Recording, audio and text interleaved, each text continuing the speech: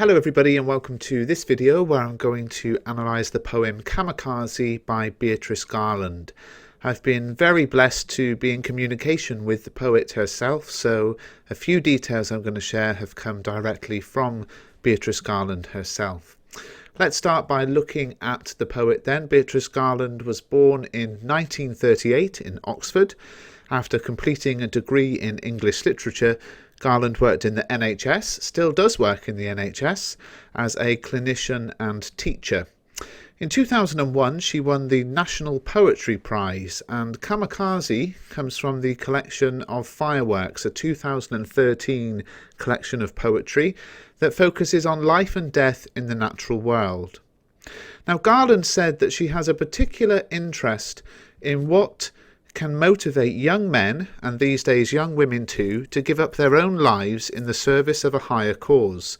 And in this way we can link the poem to Tissue in that it explores the causes of fundamentalism or terrorism. Kamikaze isn't particularly tricky to understand, but there is possibly one stumbling block we need to cover, which is the 4 generations in the poem. The poem contains a mother talking to her children, and she's talking to her children. So here's the mother talking to her children. She's talking to her children about her father, the kamikaze pilot, and his father. So there's 4 generations in this poem, and that's probably the hardest thing to get your head around. So just picture it visually as I have it on the screen. So a little bit about the context of the poem, about the kamikazes. During World War II, the word kamikaze was used to describe Japanese fighter pilots who were sent on suicide missions. What they did was they flew their planes and crashed them into enemy warships to kill everybody on board, but also obviously died themselves. And it was seen as a sacrifice which brought great honour in Japan. So how do we view this poem in terms of a power and conflict poem? Well, this is where Beatrice Garland has been so helpful.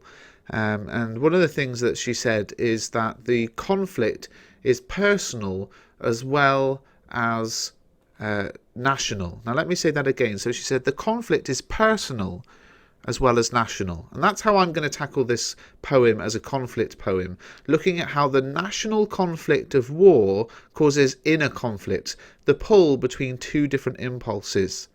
Because the pilot is torn between his mission and his desire to return home.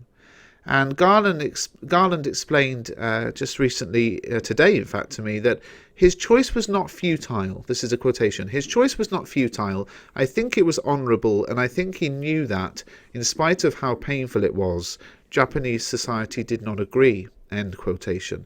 So what we're looking at in terms of this as a poem of conflict is the conflict between the cultural expectation on the man and the inner conscience. The cultural expectation, the military expectation, the national expectation was that he would go and kill himself as a kamikaze pilot, and that would bring great honour to him.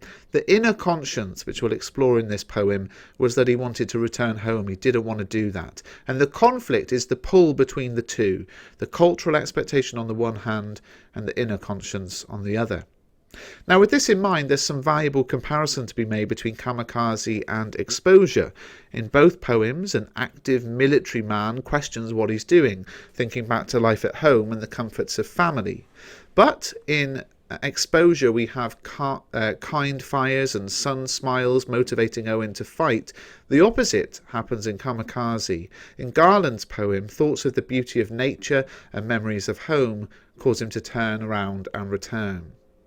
So let's just look at the structure to begin with then. If we're looking at this poem as the pull between national conflict versus personal conviction, we need to look for opposites in the poem, and one can be found in the structure.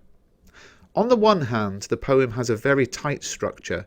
Every one of the 7 stanzas is made up of 6 lines, and this tight structure can be seen to reflect the tight control of the military and the culture and its expectations of exactly what this person should do, very tightly controlled.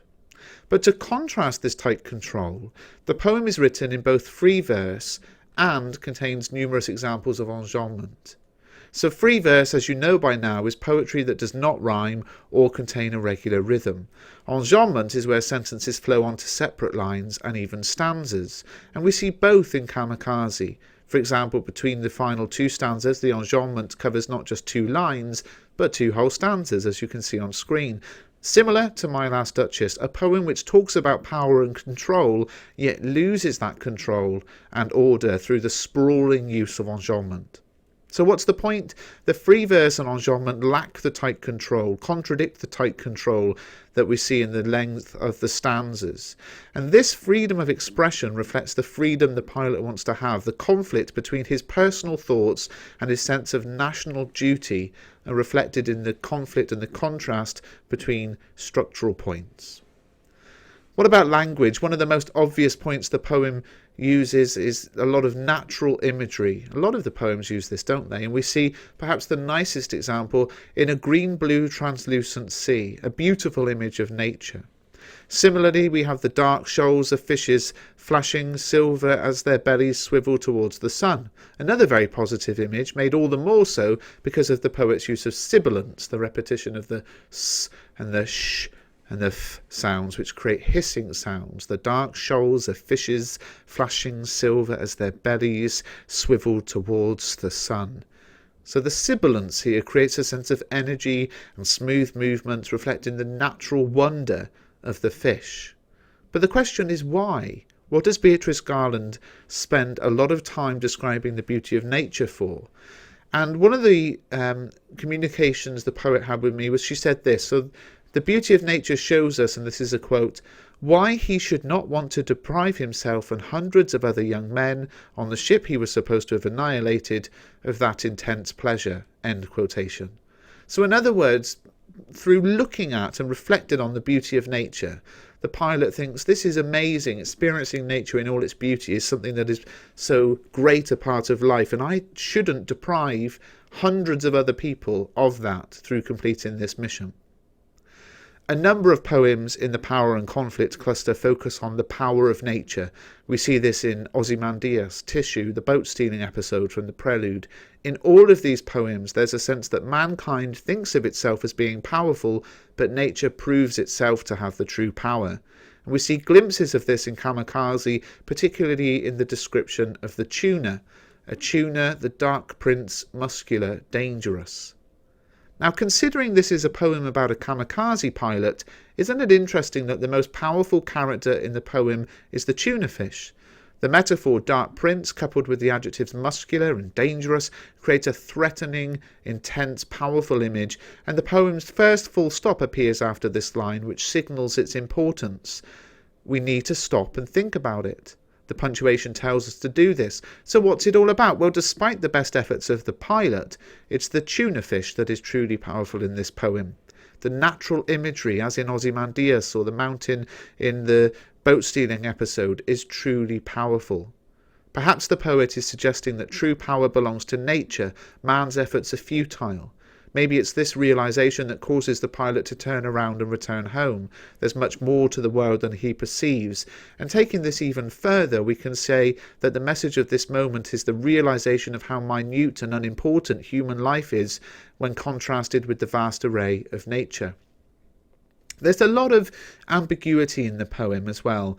The power of nature versus the power of man can be seen in one single image in the opening of the poem, which is the sunrise. Her father embarked at sunrise is a clever image. Sunrise is an image of nature, powerful nature, but it's also a link to Japan, which is known as the land of the rising sun. A rising sun flag, like the one we see here on the screen, is the military flag, and it's used primarily by the military forces of Japan and Japan's self-defense forces. It illustrates a red sun with rays that emanate from the red circle in the middle, which symbolizes the rising sun as shared in the Japanese flag. So in this one image of sunrise, we see the power of nature and the power of man conflicting each other. Another structure point to look at can be seen in the poet's use of repetition. And remembered how he and his brothers, waiting on the shore, built cairns of pearl grey pebbles to see who's withstood longest the turbulent inrush of breakers, bringing their father's boat safe. Yes, grandfather's boat safe. Here we see the repetition of the word safe, not only repetition, but also the structural choice to place the word at the end of the line twice. And the repetition hints at the mindset of the pilot. It's not necessarily he himself wants to be safe. He's remembering the times when, as a child, he waited on the shore for his father's safe return from the sea in a boat. And of course, this symbolises the pilot himself, who too has ventured out to sea, but wishes to return safe to his own children, who he perhaps imagines will be waiting for him. One of the significant images in the poem can be seen in line 21, where the brothers built cairns of pearl grey pebbles. Now, a cairn is a pile of stones often used as a landmark for a grave, and the imagery of death reminds the reader of what is at stake for the pilot.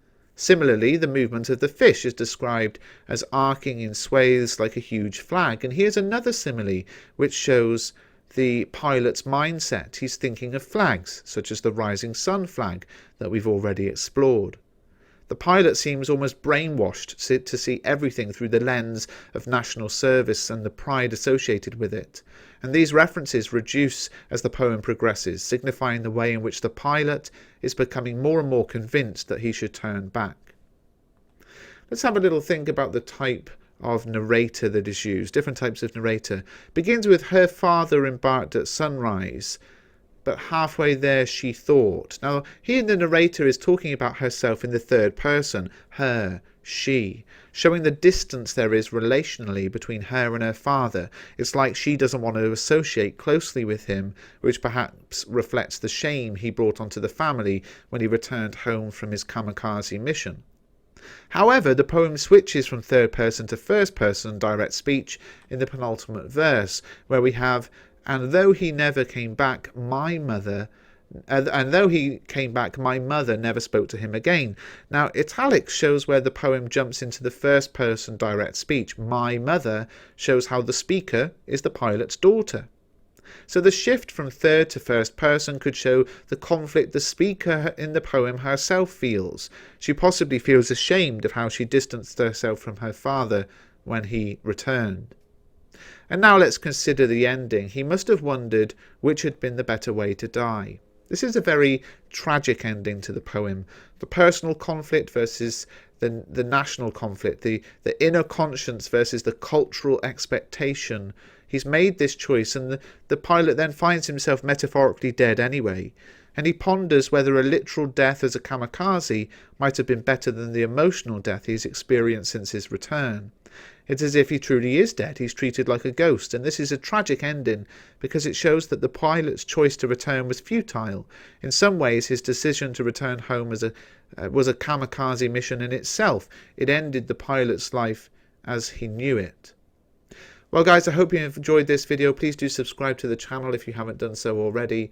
And thanks again to Beatrice Garland, who gave a few of those points, the ones I've quoted. That's not to suggest that this video represents the poet's ideas on everything, but there were just a couple of things I asked for clarification from Beatrice Garland on, and she was good enough to give those points to me. So I hope you enjoyed the video. Thank you to the poet. Please do subscribe to the channel. I've got a video analysis of every single poem in the cluster.